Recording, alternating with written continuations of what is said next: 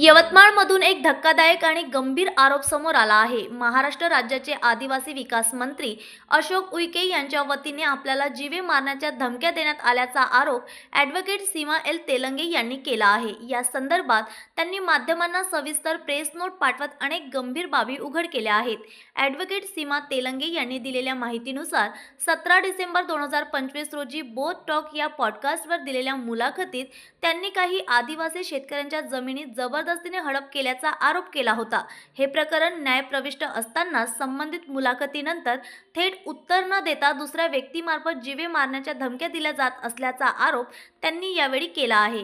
Press नोटनुसार Yavatmal जिल्ह्यातील राळेगाव तालुक्यातील देवधरी येथील आदिवासी शेतकरी भुरबाग कोवे यांच्या जमिनीवर तलाठीशी संगनमत करून बळकावण्याचा प्रयत्न करण्यात आला।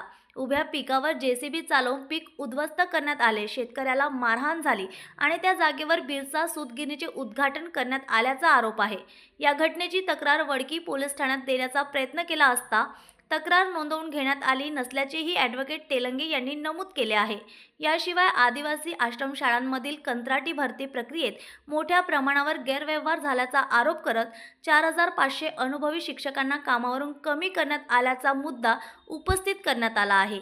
एका आश्रमशाळेत कंत्राटी शिक्षकाकडून मुलीच्या शोषणाचा प्रकार उघड झाल्यानंतर सोशल मीडियावर व्हिडिओ व्हायरल झाल्यावरच गुन्हा नोंदविण्यात आल्याचा आरोप करण्यात आला आहे।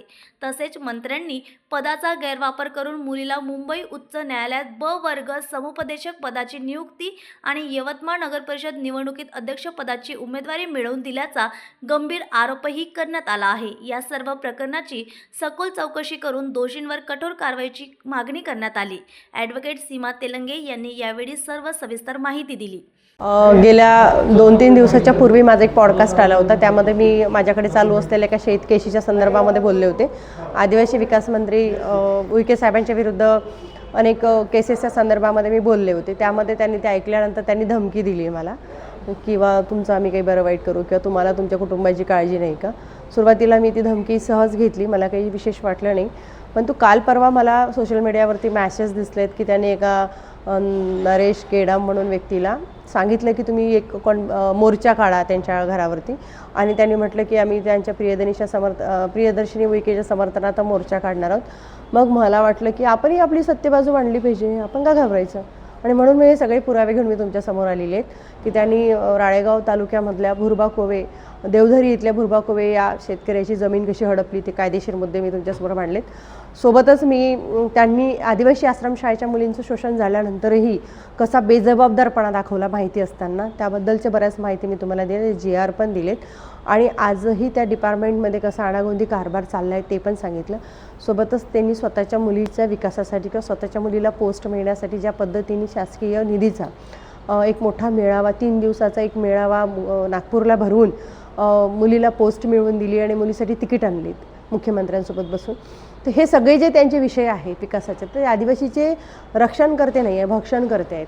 ते आदिवासी विनाश मंत्री आहेत असं मला सांगायचं आहे। आणि हेच जर परत यवतमाळ नगर परिषदेला निवडून येत असतील किंवा यांची मुलगी निवडून येत असेल, हे कोणता विकास साधणार आहेत। एकतर आम्ही आधीच खड्ड्यात गेलेलो आहोत। गेले 10-15 वर्षापासून इथे भाजपाचं सरकार आहे, त्यांनी कुठलेच रस्ते केले नाहीत, कुठलंच पाणी आणलं नाहीत, आम्हाला कुठल्याच सुविधा दिल्या नाहीत। ऑलरेडी यवतमाळ नगर परिषद पाण्यात गेलेली आहे, आणि आता तर हे मानाचा सिरपेचच म्हटला तरी चालेल, उईके साहेबांची मुलगी जर निवडून आली तर यवतमाळ नगर परिषदेचं काय होईल। त्यामुळे जनतेला हे सगळे सत्य सांगण्यासाठी मी मीडियासमोर आले, आणि मला असं वाटतं की जनतेने या सगळ्या मुद्द्यांवरती विचार करून मतदान करायला पाहिजेत, विचार करून उमेदवाराला सिलेक्ट करायला पाहिजे। न्यूज एक्सप्रेस करिता अक्रम दिवान, यवतमाळ।